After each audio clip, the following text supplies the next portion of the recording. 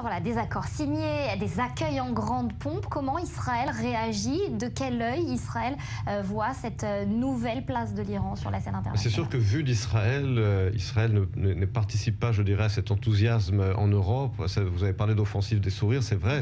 Rouhani se fait recevoir par les grandes capitales européennes. Il signe des contrats énormes, des contrats économiques.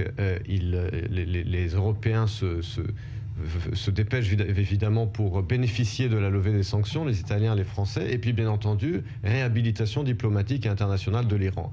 Et là, Israël voit ça d'un mauvais œil parce que, en attendant, le programme nucléaire est toujours là. Est-ce que l'accord va être vraiment suivi à la lettre par les grandes puissances ou pas?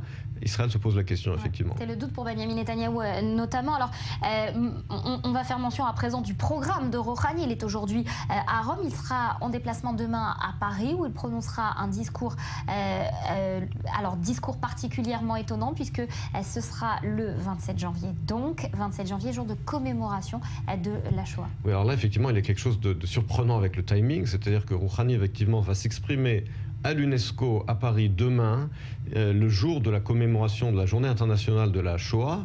Et on sait que l'Iran, alors effectivement, Rouhani n'est pas Ahmadinejad qui lui était dénigré la Shoah ouvertement et négationniste. Mais il va y avoir à Téhéran au mois de juin une exposition internationale, une compétition internationale de bandes dessinées négationnistes sur la Shoah. Et là, la secrétaire générale de l'UNESCO compte en parler avec Rouhani.